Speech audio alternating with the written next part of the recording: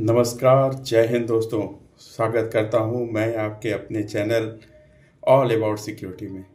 दोस्तों, आज हम बात करेंगे पीपीएस के बारे में और जानेंगे पीपीएस की क्या कैटेगरी होती है, पीपीएस पहनने के क्या फ़ायदे होते हैं और पीपीएस कहाँ से हम शुरुआत कर सकते हैं पहनने के लिए और सेफ्टी की शुरुआत हम कहाँ से करते हैं। तो दोस्तों, सिक्योरिटी एंड सेफ्टी प्रोफेशन में अगर देखा जाए तो अगर हम बात करें तो सेफ्टी और सिक्योरिटी में सबसे बड़ा अंतर ये है, मैंने पूर्वत में भी बताया है कि अगर सेफ्टी है तो आपके प्लांट में चोट चपेट नहीं लगेगी, किसी को कोई दुर्घटना नहीं होगी। लेकिन अगर सिक्योरिटी है और सेफ्टी नहीं है तो चोरी होगी। तो दोनों एक दूसरे का पर्याय है। उसी क्रम में अगर हम बात करें पीपीएस के बारे में, तो अगर आप किसी भी परिसर में किसी भी प्लांट में जब आप इंटर करते हैं और गेट पे जाते हैं तो वहाँ के गेट पे जाते ही आपको पता चल जाता है कि इस प्लांट या परिसर का सेफ्टी कल्चर कैसा है।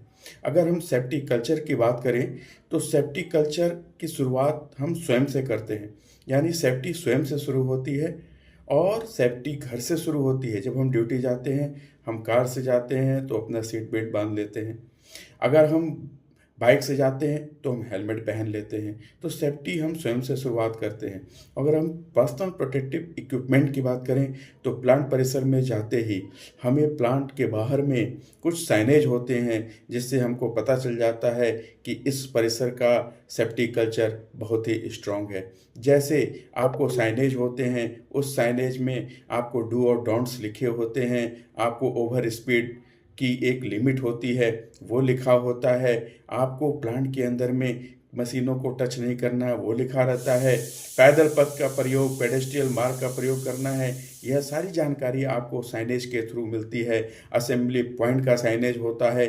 ये सारे साइनेज देख के आपको पता लग जाता है कि इस प्लांट का कैसा कल्चर है। अगर हम किसी प्लांट परिसर में पहुंचते हैं तो सबसे पहले सिक्योरिटी गार्ड वहां पे हमें एक्सेस कंट्रोल के थ्रू पहले मेरे आने का मकसद पूछता है। उसके बाद विजिटर एंट्री करता है और विजिटर एंट्री करके वो हमें पर्सनल प्रोटेक्टिव इक्विपमेंट यानी व्यक्तिगत सुरक्षा उपकरण को के बारे में बताता है और देता है, जिसमें सबसे पहले हमारा सेफ्टी शूज़ आता है। उसके बाद हमें हेलमेट देता है, गॉगल्स देता है, हमें ट्रैफिक जैकेट देता है, रिफ्लेक्टिंग जैकेट देता है और यह बताता है कि प्लांट परिसर में जब भी आपको जाना है आपको पैदल पथ का प्रयोग करना है और आपको जेब्रा क्रॉसिंग के थ्रू ही जाना है। अगर मोबाइल पे